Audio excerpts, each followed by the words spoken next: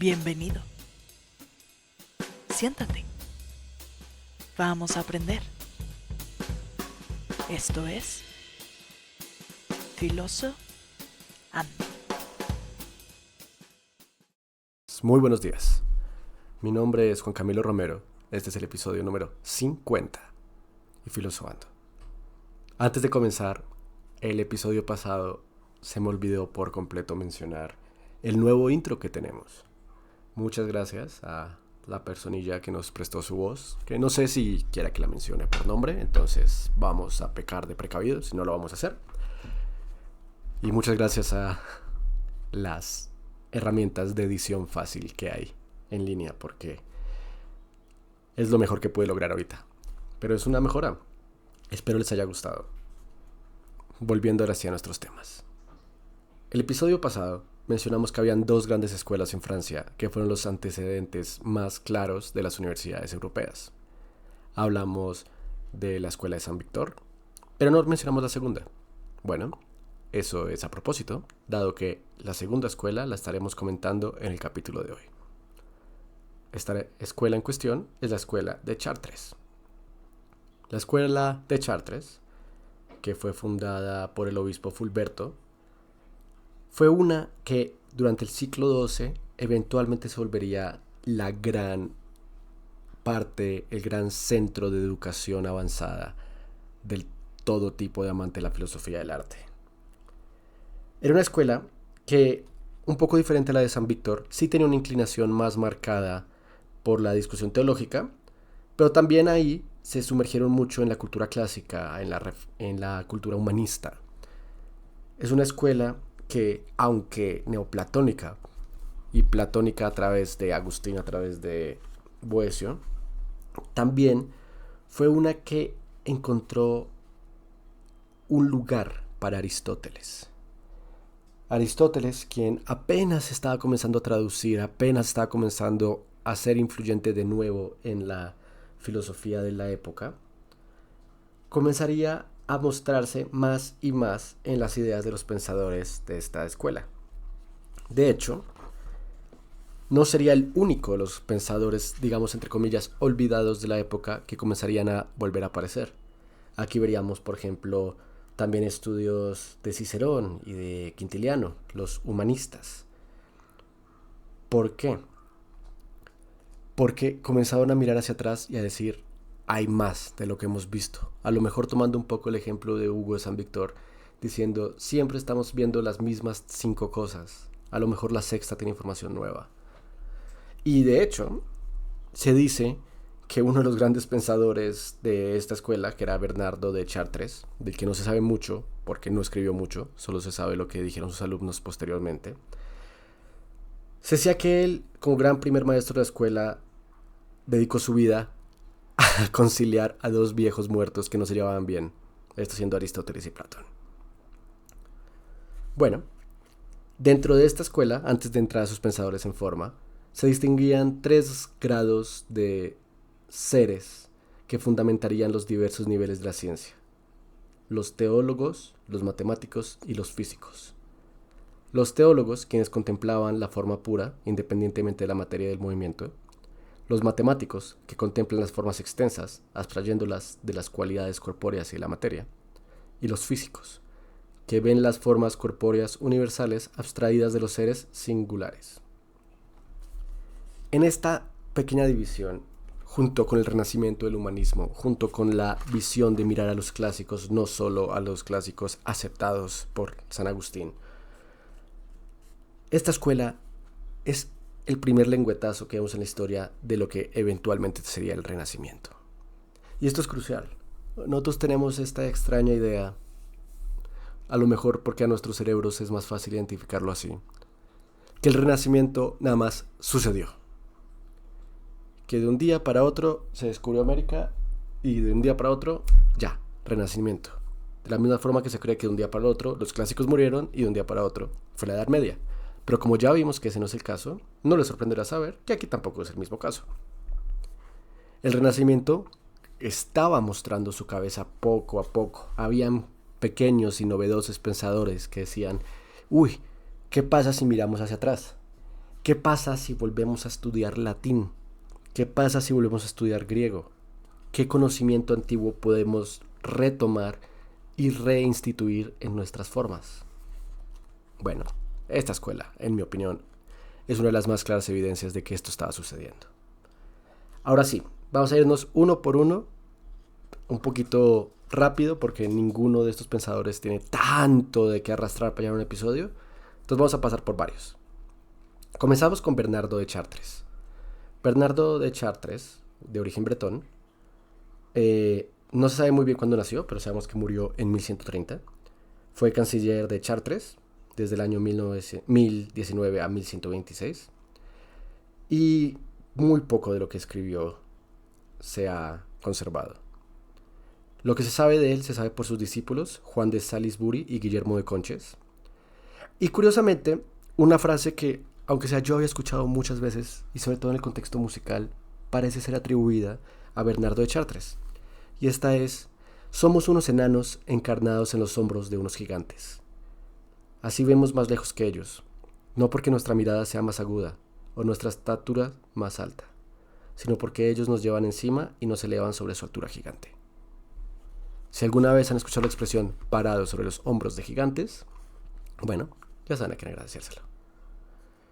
La filosofía de Bernardo era inclinada por el platonismo, con una aproximación un poquito más humanista, ya que se estaba comenzando a incorporar tendencias clásicas en lo lógico, en lo gramático, en lo ontológico. Claro, esto adaptándose al pensamiento cristiano, que en esta abadía en particular era mucho más fuerte que en la de San Víctor. Bernardo tuvo un fuerte interés por la gramática, por las letras y por ende por los escritores de la antigüedad. Él interpretaba que en lógica prefería ser platónico más que en gramática, aunque después juntaba ambas. En cuanto a su teología, se puede resumir sus ideas a que Dios es la cumbre de todos los seres. Es una realidad suprema, eterna, trascendente y separada de todos los seres. Las ideas ejemplares, las ideas platónicas, son eternas, pero no coeternas, como sucede con las tres divinas personas. Es decir, están en un grado inferior de eternidad. La mente divina es el principio, la causa y el lugar de las ideas, con las que Dios crea libremente el universo, el que siempre permanecerá condicionado por la providencia que Dios ejerce permanentemente sobre el mundo. Podemos ver que estas no son ideas nuevas, son ideas que hemos visto tanto en San Agustín como en varios de los neoplatónicos que hemos estudiado. Pero bueno, por algún lugar tenía que comenzar esta escuela. En cuanto a su epistemología, recordemos que epistemología es la teoría del conocimiento, él cree que los universales son un realismo exagerado. Es decir, que los ejemplares son los universales de los que hablaba Boecio y Abelardo, que eran un poco menos literales. Eran más como los géneros y las especies son ideas. Pero ya después los accidentes que suceden de estos no son accidentes en las ideas. Es decir, si hay un camaleón rojo, no hay un protocamaleón rojo. Hay un protocamaleón, pero no hay un protocamaleón rojo. Él hablaba del carácter histórico del conocimiento. Decía que el contexto histórico era importante para entender lo que estaba sucediendo, cosa que ahorita puede ser evidente. Y he tenido más de un profesor que no ha hecho énfasis en este detallito, pero en fin. Y realmente no hay mucho más que decir de Bernardo, por lo que sabemos muy poco de él. Es un poco como un Sócrates, pero después de que mucho ya se hubiera hablado, sin la novedad que ejemplificaba a Sócrates. Así que sin detenernos en él, nos pasamos a Gilberto de la Porrée, P-O-R-R-E con acento E. Gilberto de la Porrée nace y muere en Poitiers y era discípulo tanto de Chartres como de San Anselmo, de que ya hemos hablado previamente. También fue estudiante junto a Abelardo, quien también ya mencionamos, y sería maestro de Juan de Salisbury, uno de los que cronologiaría o registraría la existencia de Bernardo. Una vez que Bernardo deja de ser canciller de la escuela, Gilberto lo sustituye. Al igual que Abelardo, Gilberto tendría muchos problemas con la autoridad, sobre todo con la autoridad escolástica ante los temas de la Trinidad.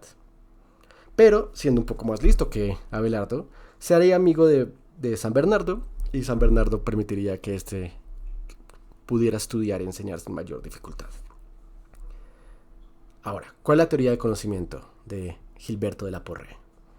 Bueno, él cree que los individuos reales y concretos son compuestos de materia y forma nativa. Los géneros y las especies existen no como substancias, sino como subsistencias, y son formas ejemplares. Las ideas ejemplares separadas forman puras existentes en la mente divina.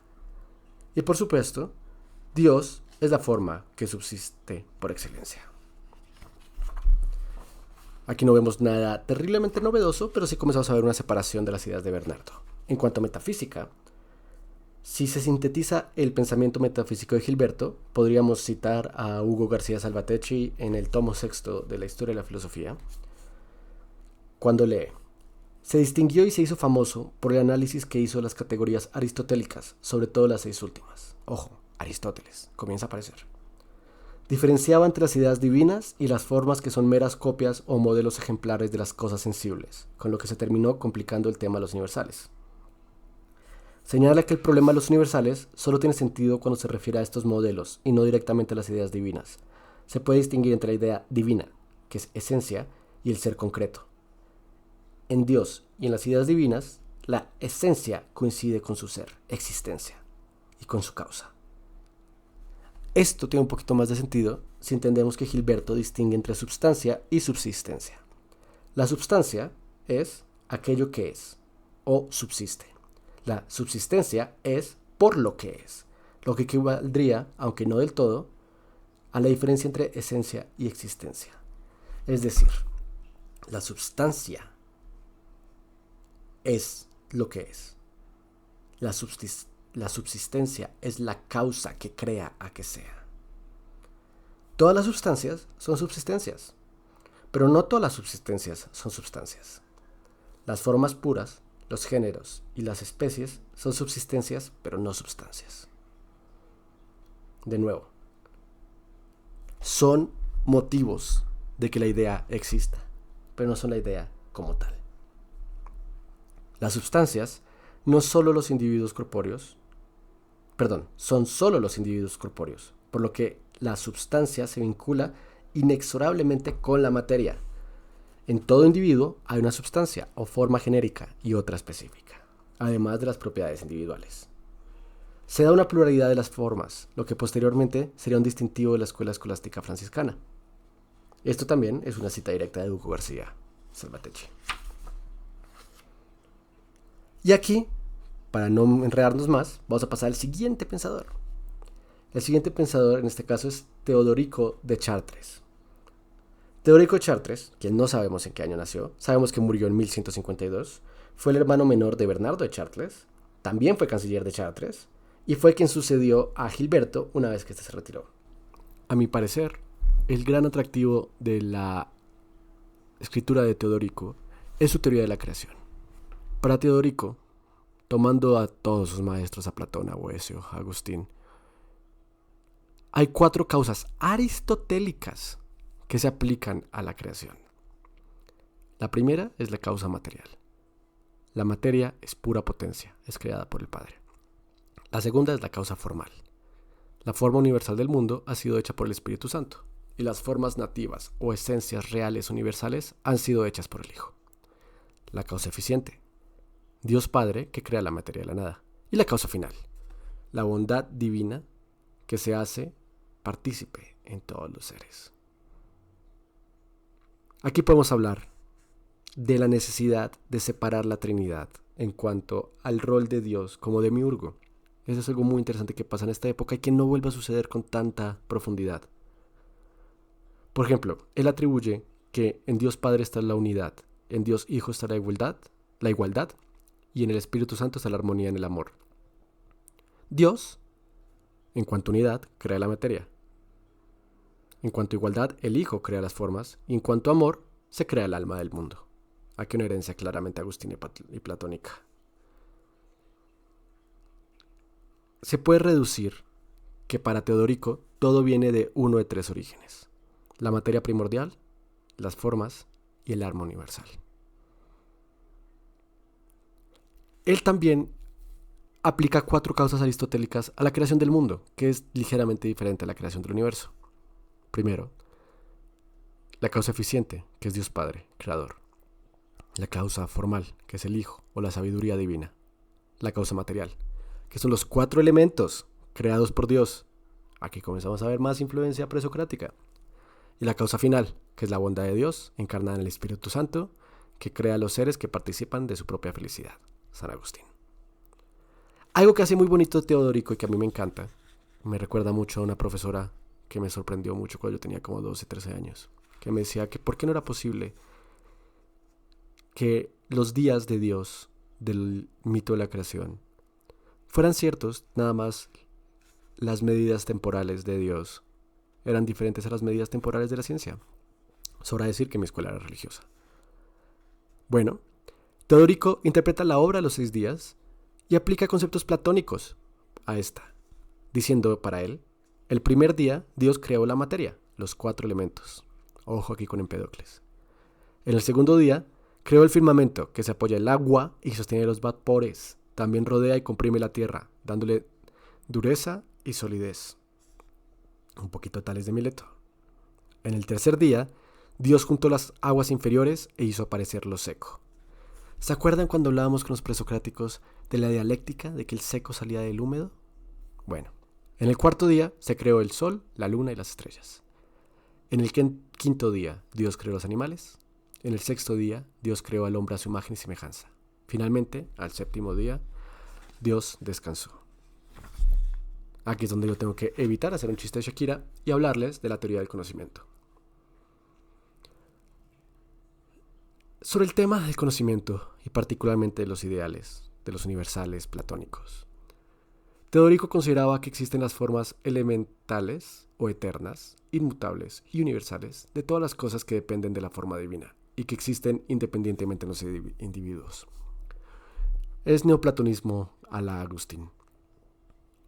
Existen el mundo de las ideas, estas son inmutables, cubren todo lo que derivan de ellas y están dentro de los ojos o dentro de la mente de Dios Padre. Vamos ahora con otro pensador, y el de este momento es Guillermo de Conches. Guillermo nace en Normandía en 1080, muere en 1145, fue discípulo de Bernardo, fueron los principales miembros de la escuela, se dedicó a comentar a Platón y a Boecio, y desarrolló una concepción del universo que es apoyada en una filosofía natural tipo Platón. Su platonismo lo llevó en teología a posiciones contrarias a la doctrina oficial de la Iglesia, particularmente con el tema de la Trinidad. Y esto, pues, no le gustó mucho a la gente, porque Guillermo estaba cuestionando mucho la función del Espíritu Santo. Para Guillermo, la filosofía tenía que abordar tanto la realidad visible como la invisible. Para él, la filosofía es la verdadera comprensión, tanto de lo que se ve, como de lo que es, como de lo que no se ve. Y la filosofía, entonces, tiene que abarcar todo a través de las facultades que está dotado el hombre, es decir, los sentidos, la razón y la inteligencia. Es muy chistoso, porque si eres un estudiante fuerte de la filosofía, a ti te dicen, ok, ¿quién fue el primer filósofo que juntó el el racionalismo con el empirismo? Y todos dirían, fue Kant, ¿no? Pero no, al parecer fue Guillermo de Conches. Claro, no tenía que luchar contra las teorías de Spinoza y de Locke, pero bueno, llegaremos a eso en su momento. Para Guillermo de Conches hay diferentes grados de realidad. Dios es uno, es esencia y trino en personas. Después está el alma del mundo, el Espíritu Santo por el que viven todas las cosas. Ahora, pues aquí ya hay una pequeña división, ¿no? Porque ya el Espíritu Santo ya no lo está metiendo en el trino, aunque lo acabo de mencionar como el trino. Por esto fue muy criticado por la ortodoxia. Después de esto vienen los demonios, que también incluye a los ángeles buenos, y se dividen los etéreos, que están en las estrellas fijas, donde contemplan a Dios, los aéreos, que están próximos a la luna, que son los intermediarios entre Dios y los hombres, y los húmedos, que son los malvados que se dedican a hacer daño a los hombres. Al rol de la razón y la inteligencia, Guillermo agrega 3 más: el ingenio, la imaginación y la opinión. Y él localiza en el cerebro la existencia de estas cosas, cosa que se adelanta muchísimo a, la ciencia moderna. Él también, con la influencia aristotélica, se mete a la parte de la naturaleza. Y en la naturaleza hace un par de posiciones interesantes que vamos a citar desde la obra de Salvatecchi. El mundo es un simulacro, una imagen de la sabiduría divina. El hombre es el centro del mundo y el compendio de toda la creación.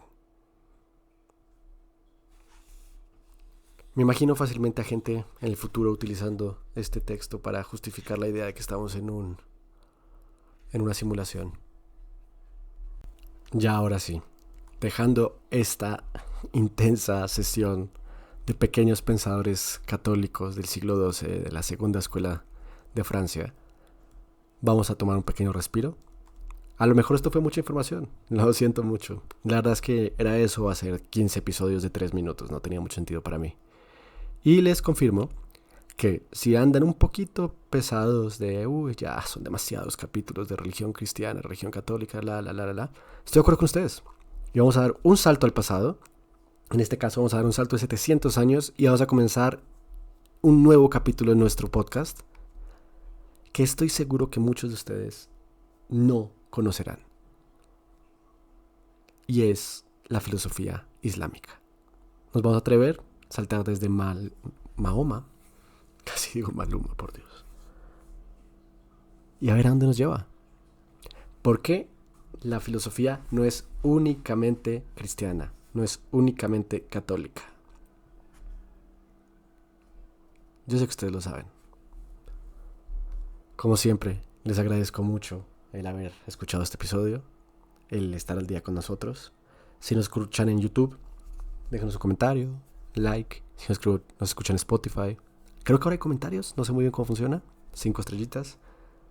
Síganos en Instagram, síganos en TikTok. Estamos intentando activar threads.